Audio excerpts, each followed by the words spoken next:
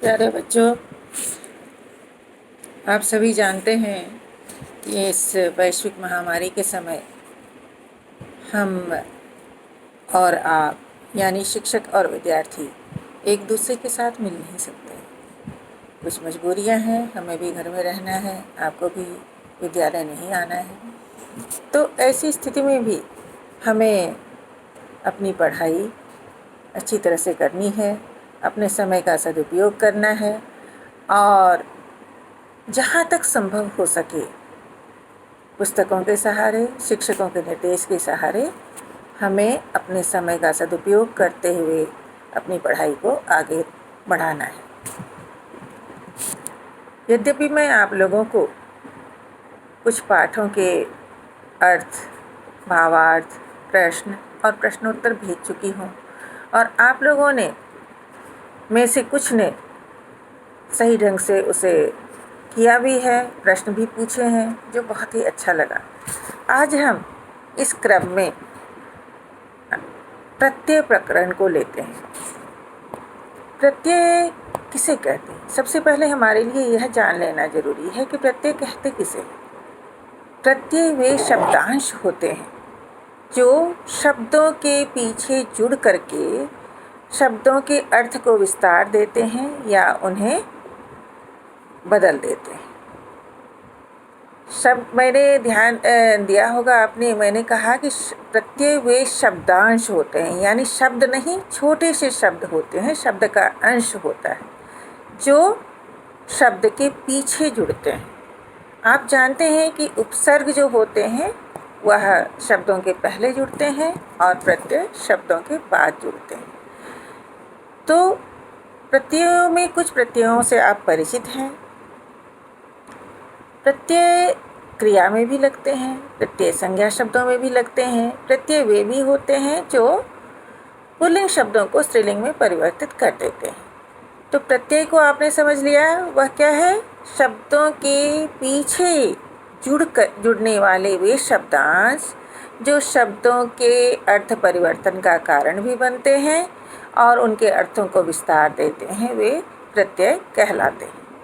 वे प्रत्यय कितने प्रकार के होते हैं? 3 प्रकार के। पहला है कृदंत, दूसरा है तद्धित और तीसरा स्त्री प्रत्यय। कृदंत शब्द से, जैसा कि आपको लग रहा होगा, यह 2 शब्दों से बना है और वह है कृत और अंत। कृत से आप अगर कोशिश करें तो क्रिया के आसपास जा सकते हैं और अगर आप कृत से क्रिया के पास चले गए तो आपको कृदंत समझने में कोई मुश्किल नहीं होगी। यानी क्रियाओं में लगने वाले जो प्रत्यय होते हैं, जो क्रियाओं के साथ जुड़ करके उनके अर्थों को विस्तार देते हैं या उनके अर्थों को परिवर्तित करते हैं, वे होते हैं कृदंत प्रत्यय। और कृदंत प्रत्यय में कुछ प्रत्यय आपने पहले भी पढ़े हैं, त्वा, तुमुल, ल्यप आदि आपने पढ़े हैं। अब इस कक्षा में हम उनमें कुछ और विस्तार देंगे और कुछ अन्य प्रत्ययों को पढ़ेंगे। इसके बाद आता है तद्धित। तद्धित वे प्रत्यय होते हैं जो संज्ञा, सर्वनाम आदि में जोड़े जाते हैं और जिनके साथ ये जुड़ते हैं उन शब्दों के अर्थों को विस्तार देते हैं। तीसरा जो प्रत्यय का भाग है वह है स्त्री प्रत्यय। इसका काम है सिर्फ पुल्लिंग शब्दों को स्त्रीलिंग शब्दों में परिवर्तित करना। तो हम कोशिश करेंगे एक एक प्रत्यय को लेकर के कुछ उदाहरण आपको देने का। आप कुछ जानते हैं और कुछ नहीं भी जानते हैं, तो इस वीडियो के मार्फत आपको उसमें कुछ आपके ज्ञान में इजाफा होगा, आप उसे समझ पाएंगे और अपने हिसाब से उन प्रत्ययों के उदाहरणों को आप बना सकते हैं। तो सबसे पहला प्रत्यय है कृदंत प्रत्यय में त्वा, जिसे आप जानते हैं, आपने 7वीं 8वीं में भी पढ़ा है। पठ धातु में जब त्वा लग जाता है तो क्या होता है? पठित्वा। तो कुछ धातुएं हैं, अधिकांश धातुएं ऐसी हैं जिनमें मूल धातु में छोटी ई की मात्रा लग जाती है और बचता है त्वा। तो अब देखिए, पठ में त्वा लग गया तो पठित्वा हो गया, जिसका अर्थ क्या हुआ? पढ़ करके। लिख में त्वा लग गया तो क्या हुआ उसका अर्थ? लिखित्वा। और धाव में अगर त्वा लग गया तो क्या हुआ? धावित्वा, दौड़ करके। क्रीड यानी खेलना, उसमें जब त्वा लग गया तो क्या हुआ? क्रीडित्वा यानी खेल करके। तो लेकिन सारी ही क्रियाओं में अगर आप ई की मात्रा लगा देंगे तो आप वहाँ पर गलती कर जाएंगे। कुछ क्रियाएं ऐसी हैं जिसमें ई की मात्रा नहीं लगती है और रूप परिवर्तन कुछ अन्य तरीके से होता है, और वह है क्री यानी करना। क्री में जब त्वा लगेगा तो उसका अर्थ तब हो जाएगा कृत्वा, करित्वा नहीं होगा यहाँ पर। तो कृत्वा यानी कर करके। और क्री के एक क्री होता है बड़ी ई की मात्रा वाला क्री, जिसका अर्थ होता है खरीदना। उसमें जब त्वा लग जाएगा तो उसका जो रूप परिवर्तन होता है वो क्रीत्वा होता है, यानी खरीद करके। इसी तरह भू यानी होना, उसमें जब त्वा लगता है तो भवित्वा ना हो करके भूत्वा हो जाता है। इन सब परिवर्तनों पर ध्यान देंगे। और गम जाना, उसमें जब त्वा लगता है तो क्या हो जाता है? गत्वा। तो कुछ अधिकांश जो धातुएं हैं उनमें ई की मात्रा लग जाती है और त्वा का आधा का लोप हो जाता है और बचता है आधा त और वा। पठित्वा, लिखित्वा, हसित्वा, धावित्वा, गत्वा, कूर्दित्वा, इस तरह से शब्द बनते हैं जिनसे आप परिचित हैं। कुछ और विस्तार कर लीजिए। और जो क्रियाएं हैं उनमें आप त्वा जोड़ करके और आप पद निर्माण कर सकते हैं। त्वा प्रत्यय का प्रयोग कोई भी काम करके इस अर्थ में होता है। इसके बाद हम आते हैं तुमुल प्रत्यय पर। तुमुल प्रत्यय से भी आप परिचित हैं। जब किसी भी काम को करने के लिए इस अर्थ में किसी क्रिया का प्रयोग होता है तो वहाँ तुमुल प्रत्यय लग जाता है। तुमुल प्रत्यय में क्या बचता है? तुम। और ई, छोटी ई की मात्रा वाला जो नियम है बिल्कुल त्वा की तरह ही उन्हीं धातुओं में छोटी ई की मात्रा लगेगी जिनमें त्वा प्रत्यय बनाते वक्त लगी है। तो जैसे पठ जमा तुमुन क्या हो जाएगा? पठितुम। लिख जमा तुमुन क्या हो जाएगा? लिखितुम। धाव जमा तुमुन क्या हो जाएगा? धावितुम। क्रीड जमा तुमुन क्या हो जाएगा? क्रीडितुम। लेकिन अब आते हैं हम कुछ उन क्रियाओं पर जिनमें ई की मात्रा नहीं लगती है। तो पा शब्द है, पीना।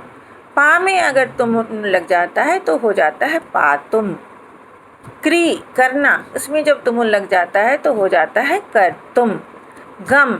गम में अगर तुमुन लग जाता है तो होता है गंतुम। और भू में अगर तुमुन लग जाता है तो होता है भवितुम। इस तरह से तुमुन प्रत्यय में क्या बचा? तुम। कुछ क्रियाओं में ई की मात्रा लगती है, कुछ क्रियाओं में ई की मात्रा नहीं लगती है, और इस प्रत्यय का प्रयोग होता है किसी भी काम को करने के लिए इस अर्थ में। इसके बाद आते हैं हम ल्यप प्रत्यय पर। ल्यप प्रत्यय में य बचता है।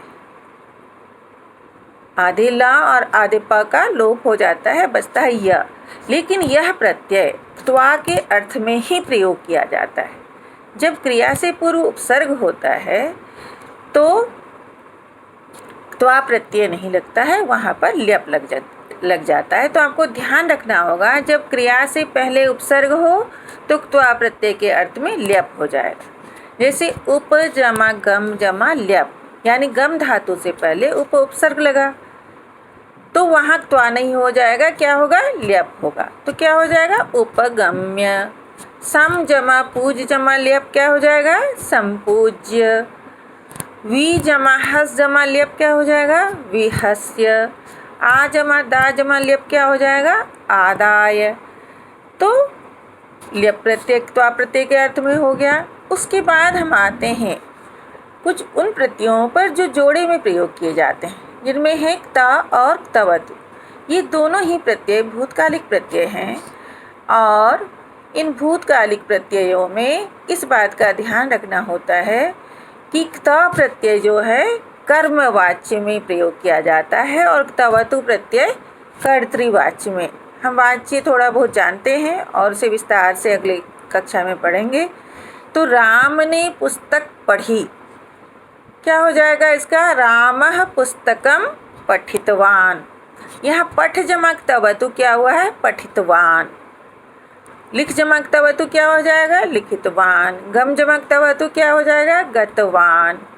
धाव जमक तवतु क्या हो जाएगा? धावितवान। क्री जमक तवतु क्या हो जाएगा? कृतवान। पठ जमक तवतु पठितवान। तो इस तरह से तवतु में वत बचता है, जिसका रूप परिवर्तन प्रयोग जब होता है तो वान हो जाता है। और इन्हीं वाक्यों को अगर दूसरी तरह से कहा जाए, राम ने पुस्तक पढ़ी तो हमने तवतु प्रत्यय लगा दिया और वो हो गया पठितवान। लेकिन राम के द्वारा पुस्तक पढ़ी गई, ये कर्मवाच्य है, तो यहाँ त प्रत्यय लगेगा। रामेण पुस्तकम पठितम। तो पठ जमकता क्या हो गया? पठितम। लिख जमकता क्या हो जाएगा? लिखितम। हस जमकता क्या हो जाएगा? हसितम। क्री जमकता क्या हो जाएगा? कृतम। गम जमकता क्या हो जाएगा? गतम। तो त और तवतु कैसे प्रत्यय हैं? भूतकालिक प्रत्यय हैं। और तवतु का प्रत्यय कर्तृवाच्य में होता है और त का प्रत्यय कर्मवाच्य में। इसी के साथ ही दो प्रत्यय और हैं। कोई भी काम हमें करना चाहिए या यह काम करने योग्य है, हमें करना चाहिए, वहाँ पर तब्यत प्रत्यय लगता है, और करने योग्य है यहाँ पर अनियर प्रत्यय लगता है। अब ध्यान दीजिए, बहुत आसान है। तब्यत में बचता है तब्य और अनियर में बचता है अनिय। पठ जमा तब्यत पठितव्य। लिख जमा तब्यत लिखितव्यम। हस जमा तब्यत हसितव्यम। धाव जमा तब्यत धावितव्यम। खेल जमा तब्यत खेलितव्यम। यहाँ भी क्री जैसे है तो कर्तव्यम हो जाता है, श्रु अगर है तो श्रोतव्यम हो जाता है, भू अगर है तो भूतव्यम हो जाता है। अनियर में क्या होता है? करने योग्य। पठ जमा अनियर पठनीय। क्री जमा अनियर करणीय। दा जमा अनियर दानीय। पा जमा अनियर पानीय। भुज जमा अनियर भोजनीय। तो कोई भी काम करना चाहिए, वहाँ पर तब्यत, और कोई भी काम करने योग्य है वहाँ पर अनियर प्रत्यय लगता है। तब्यत में तब्य शेष बचता है और अनियर में अनिय शेष बचता है। इसका ध्यान रखेंगे। और दो प्रत्यय ऐसे हैं, क्षत्रि और शानच, जो दो क्रियाएं जब एक साथ चल रही होती हैं तो पहली क्रिया के साथ प्रयोग की जाती है। जैसे राम पढ़ता हुआ चलता है, रामः पठन चलति। तो पठ में क्या लगा है? क्षत्रि लगा है, तो पठ जमा क्षत्रि क्या हो जाएगा? पठन। लिख जमा क्षत्रि लिखन। हस जमा क्षत्रि हसन। क्री जमा क्षत्रि कुर्वन। श्रु जमा क्षत्रि शृण्वन। धाव जमा क्षत्रि धावन। तो ध्यान रखिए इन बातों का। जब दो क्रियाएं एक साथ चल रही होती हैं तो पहली क्रिया के साथ क्षत्रि लगता है, और दूसरी क्रिया तो सामान्य रूप से चलती है। लेकिन शानच का भी प्रयोग इसी अर्थ में होता है। फिर एक ही अर्थ में दो प्रत्ययों का प्रयोग क्यों? आप जानते हैं कि दो तरह की धातुएं होती हैं, परस्मैपदी और आत्मनेपदी। परस्मैपदी में ती तह अंति की तरह क्रिया रूप चलता है, और आत्मनेपदी में से ते आते अंते की तरह सेवते सेवेते सेवंते याद कीजिए आप। तो जब दो क्रियाएं एक साथ चल रही हों तो परस्मैपदी क्रियाओं के साथ क्षत्रि प्रत्यय होता है और आत्मनेपदी क्रियाओं के साथ शानच प्रत्यय होता है। शानच प्रत्यय में हम बचता है आन। क्षत्रि तो हमने देख लिया, पठन लिखन हसन ब्रुवन गायन धावन क्रीडन, ये हो गया अन बचता है। अब शानच जो कि आत्मनेपदी में लगता है, उसके कुछ उदाहरण हम देखते हैं। सेव जमा शानच सेवमानः। ब्रू जमा शानच ब्रुवाणः। मुद जमा शानच मोदमानः। रुच जमा शानच रोचमानः। इस तरह से आन बसता है। तो कृदंत प्रत्ययों की श्रृंखला में हमारे सिलेबस में इतना ही है। इसको आप ध्यान दीजिए। इसको शायद आप जानते भी होंगे थोड़ा बहुत, और थोड़ा सा इसका दूसरा पार्ट मैं बनाती हूँ जिसमें तद्धित प्रत्यय और स्त्री प्रत्ययों पर हम चिंता करेंगे। उस पर विचार करेंगे और आपके पास भेजेंगे।